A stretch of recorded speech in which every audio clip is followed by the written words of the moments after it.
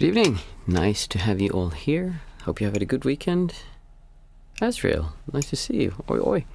I didn't see you last week. I was away Thursday. Was it Thursday? Stephen, nice to see you as well. I think it was Thursday.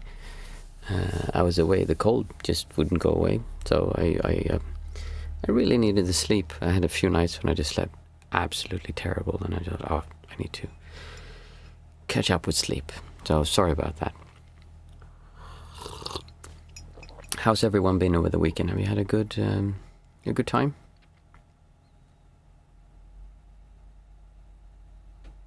Or a good, actually not on the weekend, like last week also. I missed everyone. It's always strange. Hey Nicole, nice to see you. It's always strange when I miss because it's such a very Swedish mug. Yeah, the Moomin troll. It's actually Finnish. I think at least it's Tove. No, actually, she is Swedish. I think Tove Jansson is the name of the woman who wrote them. And there's like all these cups, and they're very, very cute. The Moomin trolls. So we had that as a thing in my family. I said, whenever you want to give me a present, just buy me one of those cups instead of, you get all this random junk that you don't really want. So buy one of those, and I'll be happy about that. Actually, for Christmas, I wish for a special cooking book that I like. So I have a few of those, and they're very cute. I like them. I've had a interesting day. I think it's the least you can say about today. We talk often about how enjoying what's happening and seeing how even if difficult things are happening to your life story, you can still enjoy your life experience, which is very easy to say, but it's difficult to do when difficult things happen. And I think the most important thing that people don't get when I talk about that is that one shouldn't expect that one can just pull that off completely. Like you shouldn't feel bad, that it's somehow bad when you feel bad. The whole thing is that what we do generally when we feel something uncomfortable is that we don't want to face it. We push it away like, that's not a nice thought. I don't want to think about that. And so we push it away instead of actually feeling it and allow ourselves to feel that uncomfortable feeling, because usually when something bad happens, the whole problem with that happening is how it makes us feel. If you think about it, like when something happens that you don't like, is usually because your life story isn't compatible with whatever that was. And then you start pushing against that, and that creates this friction like, oh no, I don't want this to happen. And we get fear, we get worried. There might be insecurities that come up because you have these things that you're unsure of what's going to happen to my life now when this changes, or when this, whatever it is that happens. And it's so easy to think that if you understand this, it's just a feeling. All it is a feeling. It's an uncomfortable feeling in your body. Even if you understand that intellectually, it doesn't mean that you can overcome it, because you'll feel the uncomfortable feeling, but it's not clear because what we actually want to do is to get rid of it. And that's a good kind of angle to go. But if you feel like you want to get rid of it, that in and of itself is a distortion. So the way through it is to actually allow yourself to feel all of this. And that's something, as I said, we don't want to do. And we tend to be very unforgiving towards ourselves. Many times more forgiving towards others than we are towards ourselves. And I've just had one of those days when something was thrown at me that made me go like, whoa, okay, my whole life story is coming into question. Like, what's going to happen now? Like, how is this going to affect my life? What will I do now? And the uncertainty is really big for this one, and it affects my life in so many ways, and I don't know what's going to happen with it. So it's rattled me, I guess you could say.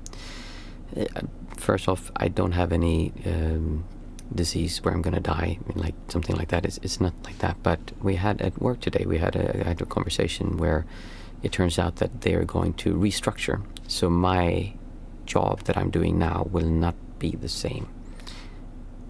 And I don't know exactly what that means. I know that it will probably be smaller. My job will be smaller. And I won't be doing exactly what I'm doing now. I'll be doing something else.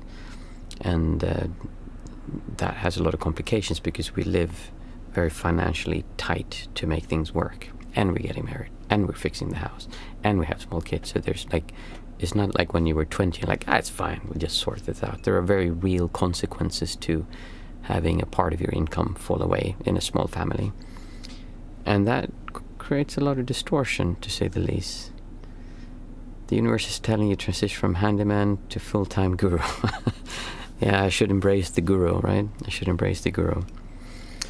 I will never be a guru. It's just not my thing. I don't believe in gurus. But I do like helping people, which hopefully gurus do. So looking at that, I could see myself going like, oh my goodness, it's my mind immediately when I heard this, my mind started going like whoo, super speed. Okay, what am I going to do? How are we going to solve this? I have to cancel that Christmas present. Oh, what about the wedding? We need to rethink our plans. We can't have the plans we had. Oh, what about the renovation? Oh, no, we can't do that. We have to buy like a used kitchen and use that. We can't buy like a new one. Like all these things that the mind does. And I can almost see like I'm standing to the side and the mind is just like running. And I can't really do anything about it. And before, if I would practice normal meditation, as many people see it, I would focus on the breath and really strong, and I would try to calm the mind down, and I really grab a hold of it. And that can help for sure. I mean, it will calm down the mind.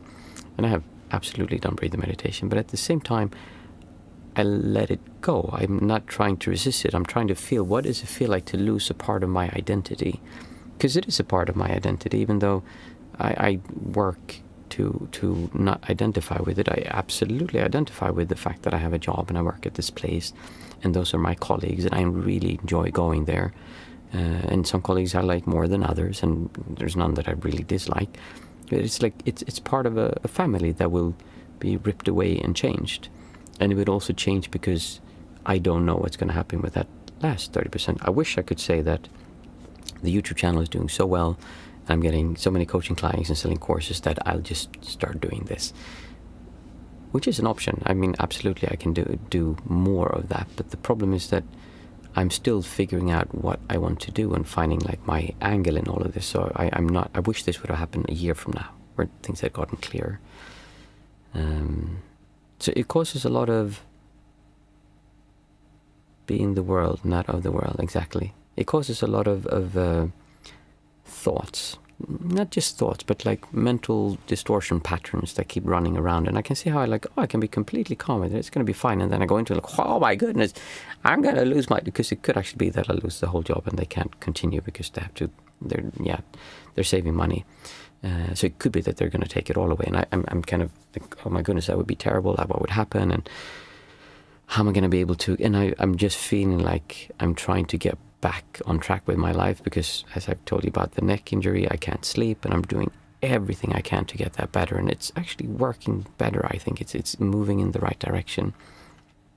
Where I'm doing strength training, and I'm looking at getting a new bed and like a new pillow to just say, okay, can I do anything to make it sleep better? So it feels like I'm moving in the wrong direction, and part of me is thinking like, oh good, this is the push I need to do the next thing, kind of. The other part is thinking like, oh, I have a family and I have kids and I have responsibilities and there's things that need to be taken care of. And you can say that that's just part of the story, which it is, but it doesn't change the fact that at the end of every month, we need to have money to pay the bills, and we need to have money to buy food. We need to have money to pay for the things that we need to survive. And we can minimize those things and pull them down for sure, but it still won't be enough. So there's the real world consequences versus the story that changes. And it's important to see that both of those are real in their own sense. The story is real. That's the story I'm telling myself. It's not real that I have to feel bad about it, that I need to distort towards it. So even if I would be super able to just, oh, it's just my story and I'm not being affected by this. It's just something happening. What do I do now? Because that's ultimately what happens is my job will change. What do I do now? It is that simple. I mean, I can very clearly intellectually see that, okay, this is going to disappear. We don't have the kind of finances where we can say, oh, it's fine. We're just going to take half a year and see kind of, I need to find something. I need to find it now. And the timeline is unfortunately not very long. My boss seems to think it's long, but for me it's not long. So the story and the timeline, I can still be not reacting towards it, but that doesn't change that, as I said, at the end of the month, there still are bills that need to be paid, and there still are responsibilities that need to be met. The difference is knowing that if that fails, then if I'm really engaged with the story, I will feel like my life is going to end. If I don't meet my responsibilities, if I don't make these things that I feel are really important, life is over. I cannot live anymore. It's terrible. I'm not saying commit suicide. I'm just saying, like, we create this big, terrible thing. Whereas if you can see it for, it's just something that needs to be taken care of. Okay, we can't do this. Well, worst case that happens is that we have to sell the house. I mean, that would be the absolutely worst thing that could happen right now, is that we have to sell the house. We can't keep living here, or maybe we just have to stop the renovation, so we can't do what we want to do. And well, right now the basement is completely dug out, so I do need to finish that. But it means that we can't continue with the renovation the way we wanted to, and our home is simply too small to live with the kids. But we'd have to make it work. In Sri Lanka, they live in like one room, the whole family of like 15 people, in worst cases. So it's not impossible. It's just difficult. So there are things that still need to be done, and there are things that I can do. But it's this balance, and I can really feel myself kind of going into that, and then going into that, and then kind of pendulating between, like, how I fall into this, and it feels a bit overwhelming. They're like, oh, no, it's going to be fine. Not even it's going to be fine. It is fine right now, because right now it's fine. Nothing's changed.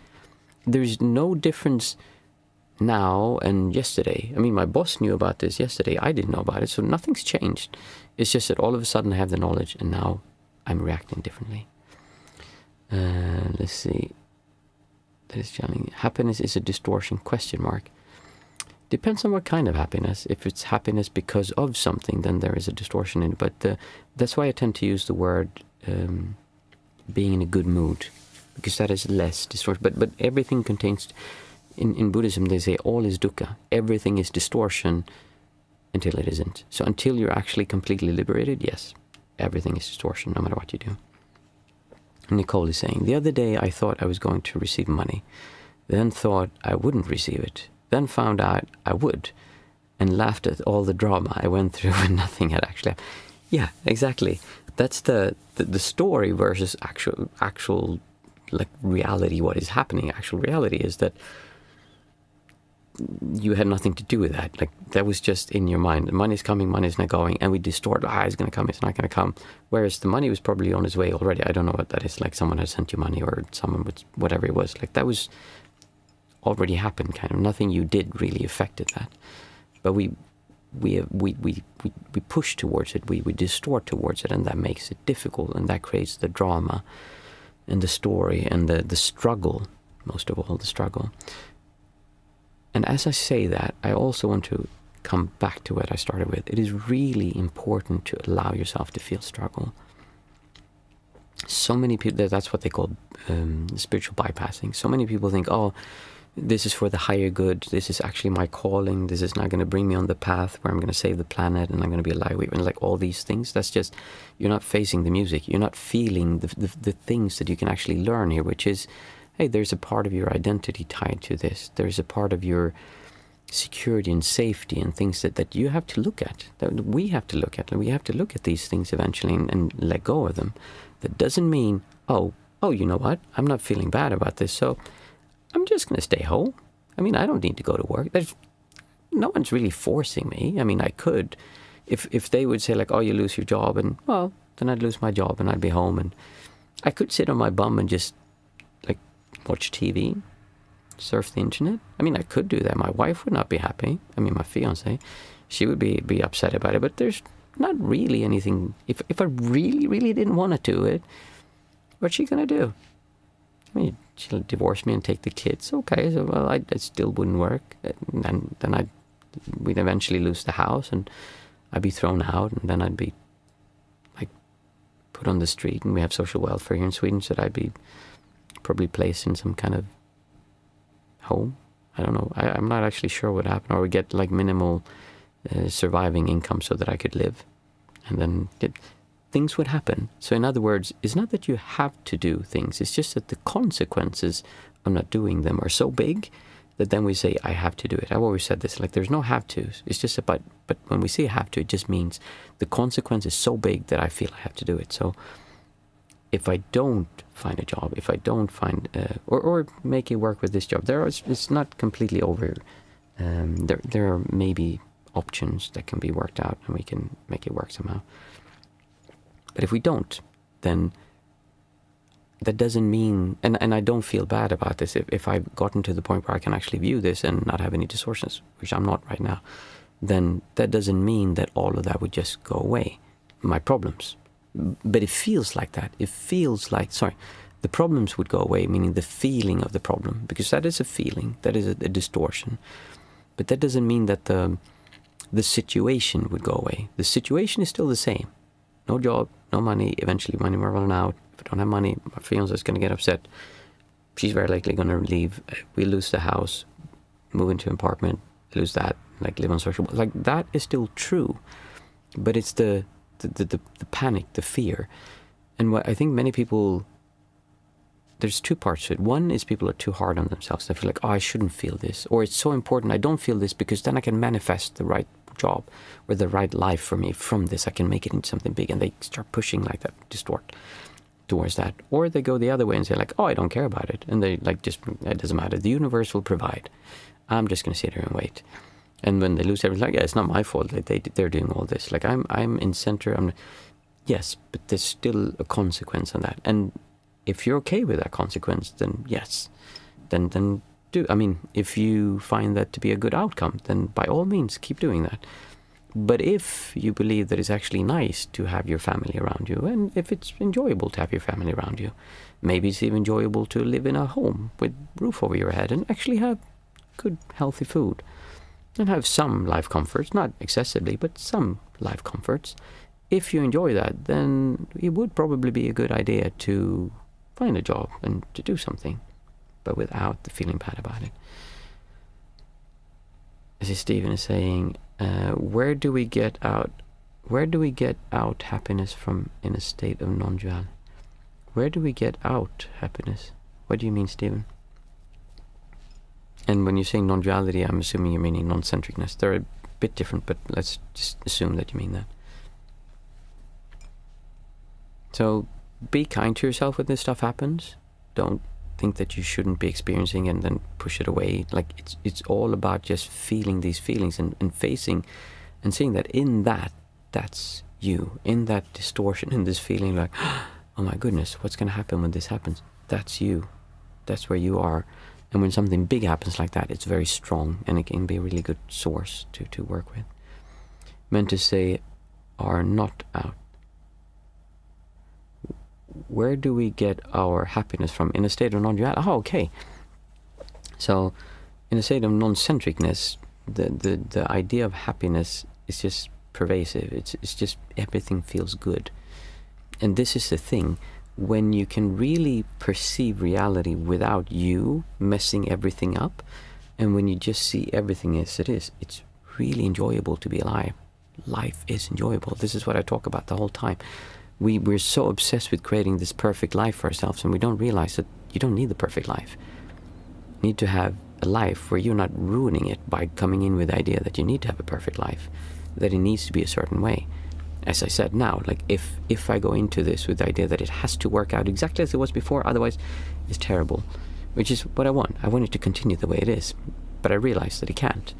And I have to accept that, and we have to change things, and change is difficult, especially when it affects so much and so many people around you. But when you can just live life as it is, even if those difficult things are happening, it's still enjoyable to be alive because life is enjoyable. It's still enjoyable to feel the fan blowing on me, sitting here. And I always enjoy sitting here talking to everyone here. And I enjoy this place. This is a nice, cozy place. I've been here many times. It's kind of a routine for me to sit here in the evenings, and I like that. So happiness, the way you think of it is very different, because we're so used to, oh, I feel happy because I got the new whatever it is you needed to get, or I got this meditation state, so now I'm happy because now I'm special, or whatever it is. But in non-centricness, it's not like that. You just feel good by being alive, and it is enjoyable being alive. And that can kind of go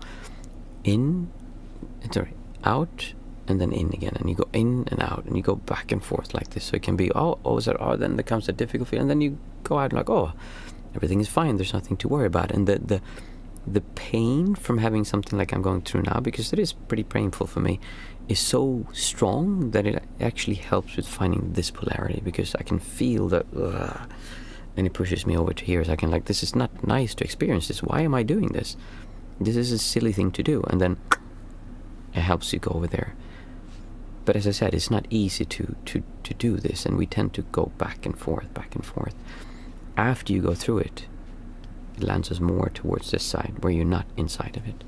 So that's why difficult things are actually a gift in many ways, from this perspective. So yeah, it does change.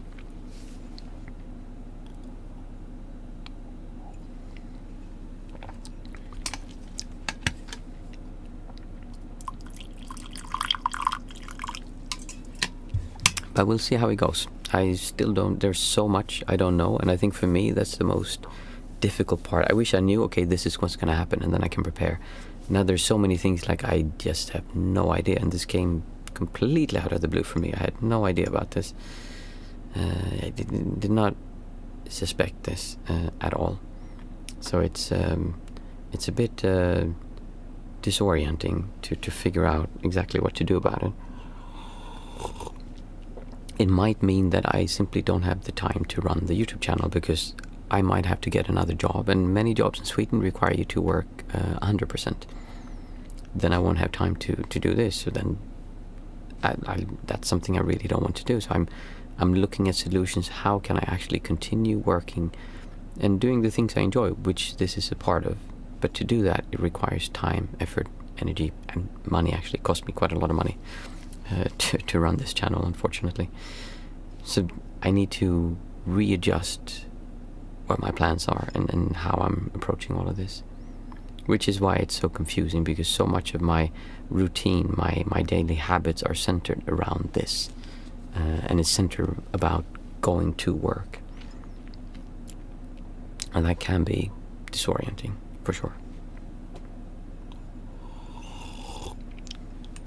Any thoughts, or has anyone else experienced something like this, where you went through something really difficult and then afterwards actually turned out to be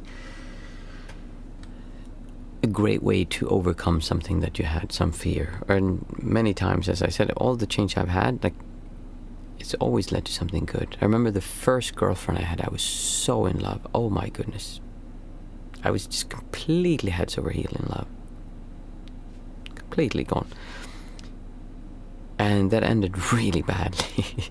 She cheated on me with another guy, and that hurt so much. And I thought, I'll never be the same. But because of her, I started with so many good things, because the pain I felt drove me to do other things. So now, and I'm super happy that didn't work out. Oh my goodness, that would have been terrible in so many ways. But then I thought it was a really good thing. Now I can say that was that was the best thing that could happen to me in many ways. It both led me to develop into the person I am today, which I'm very happy about. It made me learn how to sing, which has been a big part of my life. And it pushed me to learn French. It made me create new friends. I mean, I'm with Marline now, and I'm super happy about that. I would never want to be with anyone else. So that, all of those things, ultimately afterwards, we can say, okay, I'm happy that happened from the story perspective. But we can also see, you know what? I realized that by doing that, I gave up a part of myself that I don't have to hold on to so strongly, that it needs to be a specific way. Is the girl is this the girl who you only realized had cheated on you when you were meditating? No, that's another one. I had 2 girls cheat on me that I know of. There could have been more. This was another one who was, she had a really difficult life, let's say it that way. She had a lot of stuff going on in her life, and she, it was not, if I would have seen it from the outside, I can say, it's not really unexpected. Also, the other girl actually was not really unexpected either, if I think about it. JVB, why did you learn to sing from the experience? So, the girl that I was with when I was 17. That is 30 years ago. Oh my goodness, that is a long time ago. So it's actually now. It was fall when we broke up, so it would have been now. Like, it's pretty much 30 years ago. Can you imagine that? That's 30 years. That's a long time. She was really into music. She sang and she had a guitar and she did all this stuff. And I was kind of like, I don't need music, kind of. I didn't know about music, so like it was a bit so. And then in my school they had a musical every year at that time. They put up musicals, and quite big productions actually. And they were going to put up Jesus Christ Superstar, and she applied for the musical. And I thought, well, I'll apply just to impress her, like that I'm in there, because I wanted to be near her, like, and I wanted to be part of where she was. And it turned out that I was actually really good at singing. So I got the lead role as Jesus in Jesus Christ Superstar, whereas she didn't even make the musical. And she was my drive to do this, and I remember I focused on that, like, oh, I'm going to show her how good I am. So it was a really poor drive in many ways, but it did lead to many good things afterwards, and so many good friends that I made from that. So that was my drive, and she never came to see, because they had one show that was for the people who went to our school, and then it was cheaper, and she went to that one, and we were two people we had two people who played Jesus as an understudy, and one who played it, and he happened to play the one. Well, it actually wasn't an understudy; we just shared the role, and he played the day when she came, so she never got to see me. And I always thought that, like, that is interesting. I did all that work, and she never got to see me, but it gave me so much, and it's done so much for my life. As I'm interested to know how the realization came to you when you were meditating, something that you missed out on seeing before. So you're talking about when I was in, what is it called? That's the Malaysian Buddhist Meditation Center. I think it's called that center. And I had been meditating. Yeah, there was that period. That's true. That's when I had done the whole thing, when I realized how we distort and how that works, and how if you just surrender the distortion, there's nothing there. In other words, I am this thing here. When I realized that I don't need to fight it, there's nothing there. It just disappears. So I was looking at that, and I sort of, oh, wait a minute. I just gave up the idea that it's bad for me, and that I need to feel bad about going crazy, because my mind had just been scrambled by all the meditation, and I was like, oh, I lost my mind. I'm going insane. And I thought that I don't want to go insane. I don't want to end up in a mental hospital. And then eventually I felt so bad. My whole body was like, I'm just like, I can't take this anymore. Screw it. If I go crazy, it's fine. I just give up. And like that, there was no distortion anymore. And I could see the world. I was telling Stephen before that everything was beautiful. Life was just amazing to just be alive. And even bad smells. It doesn't. I'm not saying I smell bad. A little bit bad. But it didn't matter. It's like, it's enjoyable to be alive.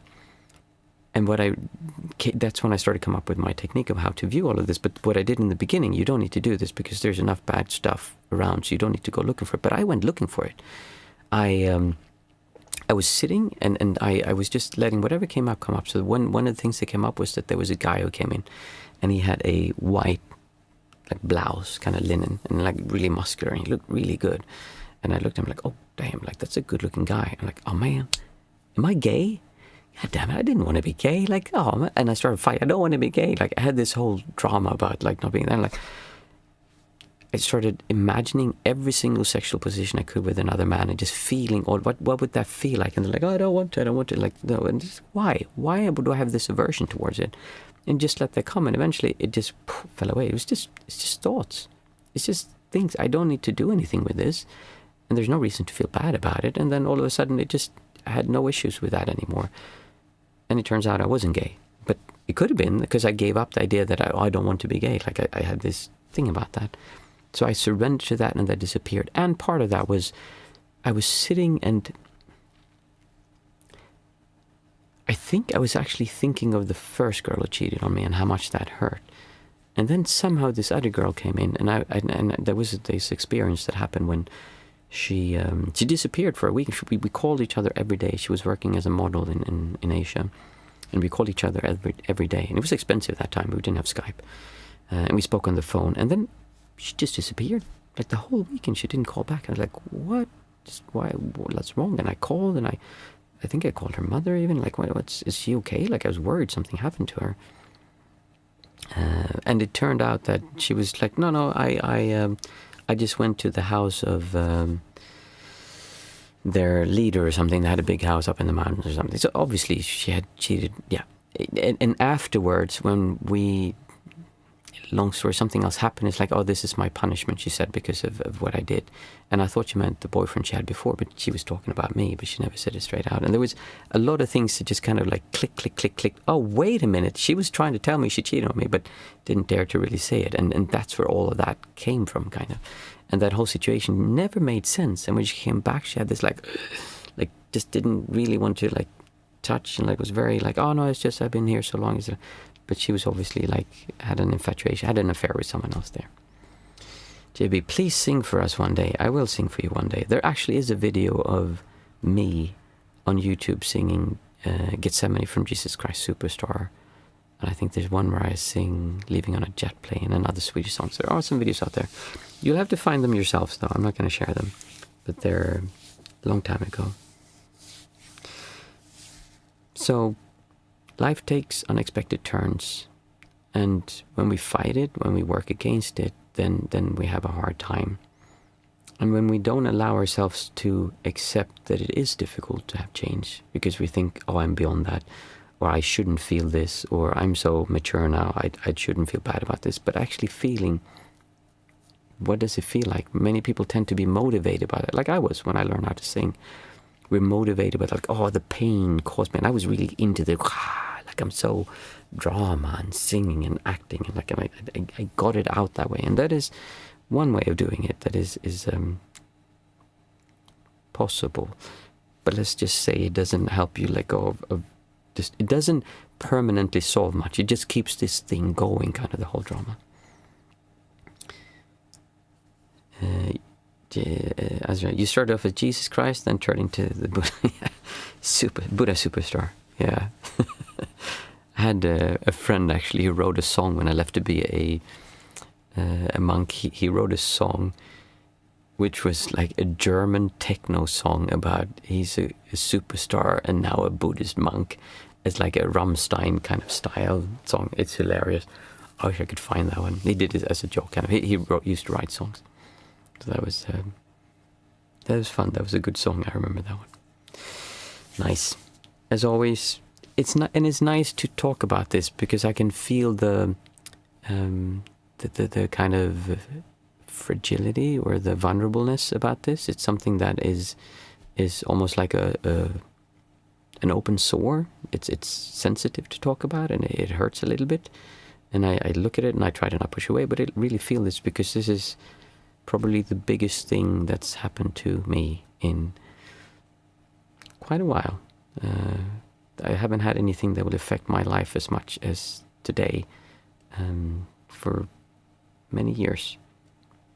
So it's something that I'll have to work with and deal with and work out somehow. I intellectually know ultimately it will be fine. Ultimately it will work out. It's just that the journey from where we are now to that might be difficult, and I am not in my best shape right now. I still have issues with sleeping, still haven't worked out all of this, even though I'm very happy I started a few months ago to really work on that and get in better shape, and because that means I'm in a better position now than I was half a year ago. So I just wish I had a little bit more time. Or that, like I said, the YouTube channel, that maybe I would have found a way to monetize this somehow so that I could do more of this. That would be amazing. I would love to do this as a job. But that's not where I am right now, so I have to find something else. So, as always, nice chats. We do this before the meditation, and today's Monday, so today is a guided meditation.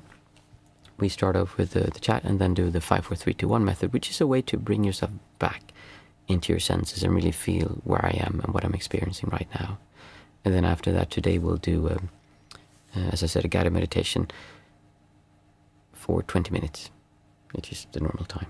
If I'm a bit distracted, it's because my mind is distracted and I'm being pulled kind of, and I can feel how I need to center. And it's easier actually to sit here and do that than if I would be sitting by myself inside. So I'm happy to be here. Thank you for the support. 5, 4, 3, 2, 1. So what we do is we say out aloud 5 things we can see, 4 things we can feel, 3 things we can hear, 2 things that we can smell and 1 thing that we can taste. And we say them out aloud, and we look at the qualities of the things we're seeing, the qualities of the things we're feeling, not the relationship we have to it, but actually what they look like. So I'll say it out loud here, you say it on your end, obviously, what you're seeing. I see a timer.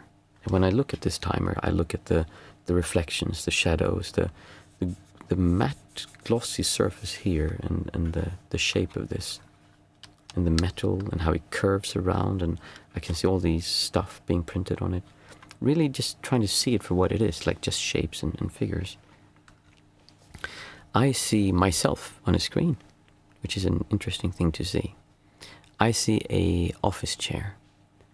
I see a pair of glasses.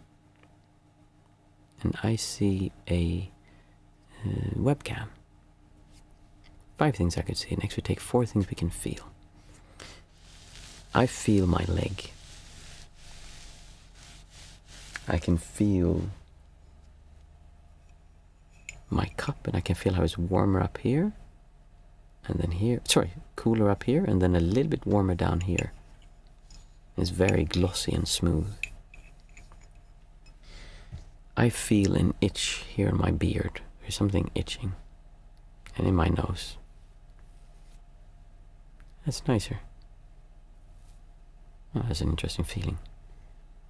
4 things I could feel. Next, 3 things that I can hear. I can hear the compressor starting outside. I can hear crackling in the inside unit of the heater.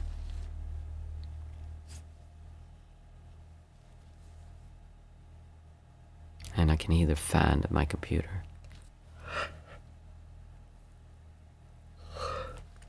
3 things I could hear. Next, 2 things we can smell.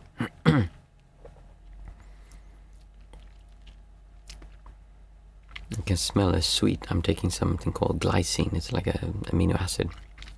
I can smell the sweetness from that. It smells almost like sugar.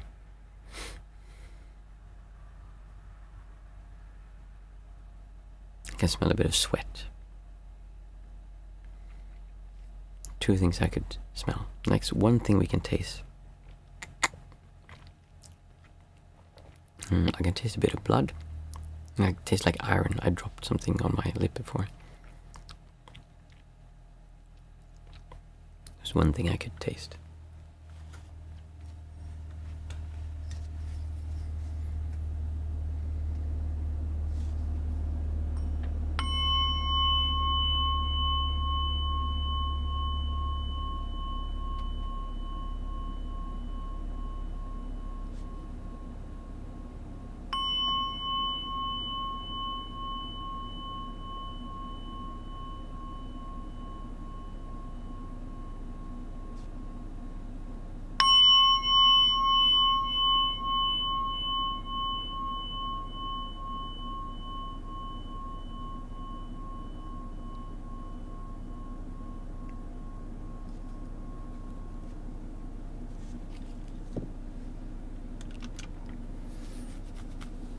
So I want you to put yourself in a comfortable position when you can start focusing on your breath. Just start being aware of what it feels like when breath is coming inside of your body.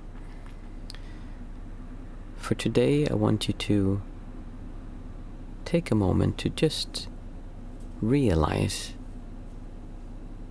that you are alive. Realize that what you're experiencing right now, as you're observing your breath, is life. This is what it's all about. We have this idea that it's not about this, it's about something that's coming after this. I need to do something to get to a place where this will be different, where something's gonna happen and then life will happen. But sitting here together, doing this extremely simple and uncomplicated thing of just observing our breath going in and out, in and out. That is life. And it's happening right now. We're moving through time by our breath. You can almost see, if you imagine that there is space, like 3 dimensions. We have X, Y, and Z, where we can exist in 3 dimensions. And then every moment is static. Every moment is just still. So there's another axis, which is time. So for things to move, we need time. Time is basically just movement of the X, Y, and Z axis in a direction. It's small slices of things happening, going towards one direction. And you're experiencing it right now. When you're able to see what it's like to be alive just now, it's almost as though you're picking up one slide of time, which is now. And as soon as you pick it up, it changes and becomes this slice of now. And before you have time to blink, it's another slice of now. And through time, you are creating movement. Through time, you're creating motion, a direction. But when you resist what is, when you hold one slice and say, oh, this is what it looks like, but then you say, oh, I like that last slide we have. That one was really nice, because in that one, I had this beautiful man or this beautiful woman sitting next to me that I have very strong feelings towards. I want to have that one back. And we reach back to grab that one. But time is still moving. Now it's another slice. And you said, no. Bring me back to that slice that I had before. That one was much nicer. And you create distortion. You create the distance between where you actually are and where you believe you should be, where you would want to be. This is dukkha. This is the distortion. This is the thing that makes you suffer, that makes you unable to see how beautiful life is, how amazing it is to be right here.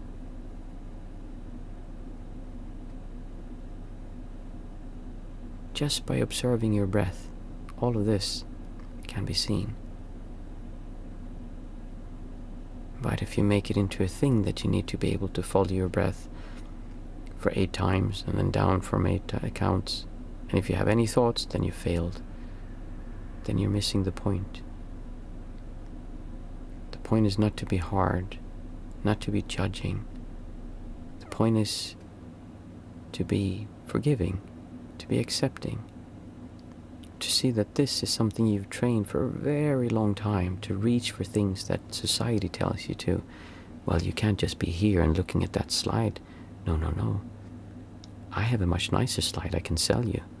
Just go to work for 8 hours, 10 hours, 12 hours a day, or however long you need to work, and then you can get another slide. So you stop looking at the slide that's in front of you and you start pulling towards a slide that doesn't exist, but you want it to be real. And by doing so, you miss being here. You miss being now. You miss enjoying what it's like to be here. You miss how incredible it is to just be alive, to just feel what it feels like, to feel the stream of life happening. Whether you want it or not, it's always flowing with the breath in and out, in and out. Maybe there is a frequency to the universe, I have no idea. Maybe the slices updates X amount of times every second. Maybe it's an infinite amount of updates. It doesn't matter.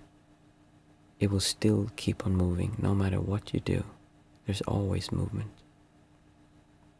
When you come outside of the distortion, it feels like the movement stops.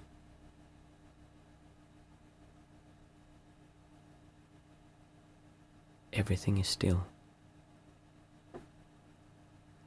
Everything is quiet. There's nowhere to go. There's nothing to do. You have arrived. You are home. all the struggles are gone. All your problems are gone because you are just viewing the slide in front of you right now. There's a delicacy to that. There's a tenderness. There's a sacredness to viewing this slide because it is so precious, so beautiful, so pristine, so perfect. And then it changes. And that one is perfect as well. And then it changes again and again and again. So keep on observing your breath and just see how time is slowly moving along, how we exist in space and time, how we are here, how you have volume in space.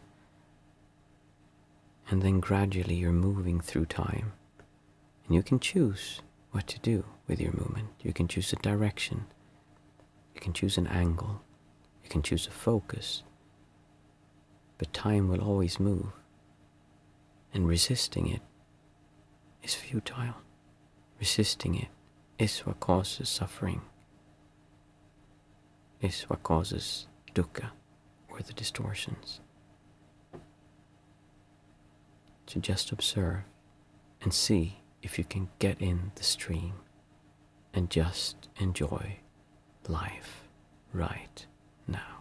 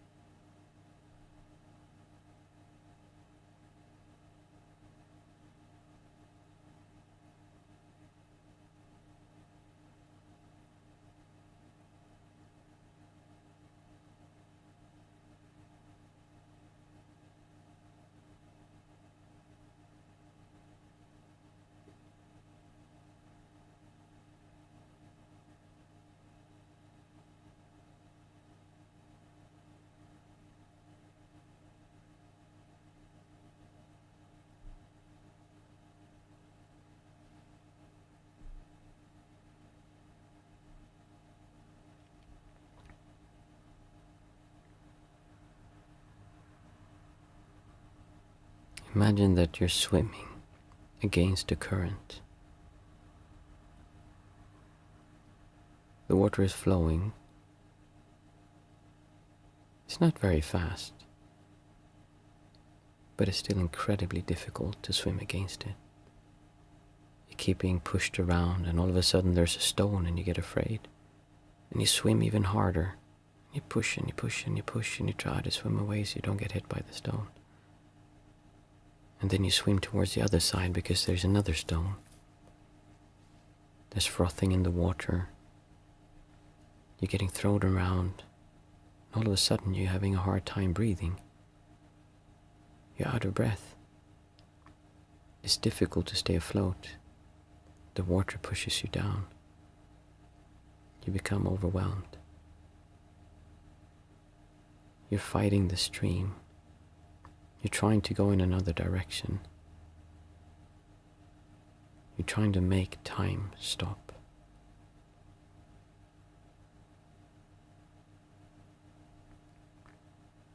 Being able to experience non-centricness, or a state of not distorting, would be the equivalent of being in a boat. There's still rocks, there's still shallows, there's still things happening, but the boat is safe. It's not big enough to, the river is not big enough to hurt it or topple it over.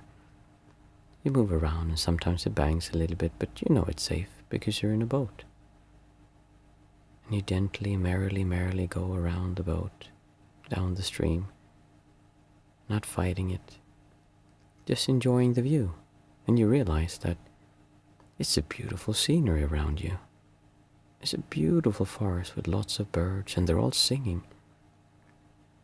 There's also people standing on the edge of the riverbank and waving to you. And they look really friendly. Someone throws a fruit to you and you grab it and you eat it and you think, wow, that's a really nice tasting fruit.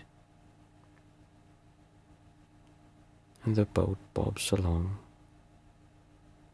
as you're eating fruit, enjoying the scenery, breathing the air, and just enjoying being in the boat. Compared to when you were fighting everything, you simply weren't able to enjoy the scenery. You couldn't hear the birds. You couldn't see the people who were throwing you life buoys to hang on to. The only thing you could focus on was trying to get back to a point where you think it's safe, or to move towards another point where it's safe, instead of giving up the whole struggle and jumping in the boat and just going down the stream. If you can look at that, if you can feel that, it might just help you lean into the stream, which is non-resistance to what is, which is non-centricness, of just being and experiencing the joy of being alive.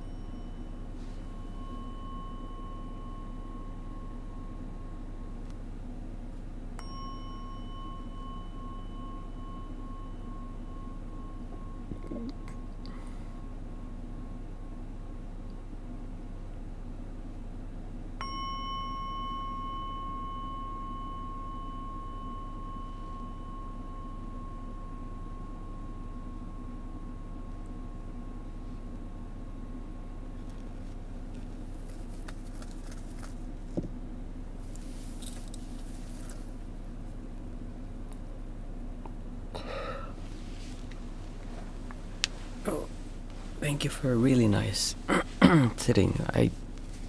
I needed that. I hope it was a little bit different than normally, but I hope you enjoyed it. And that it gave you something. I will be back on Thursday as normal. We'll see how this week goes. Hopefully things will settle down, and hopefully we'll be able to keep on meeting like this. I really will try to keep that happen. Thank you everyone for coming today, and I wish you a great week, and I'll see you on Thursday again. Thank you.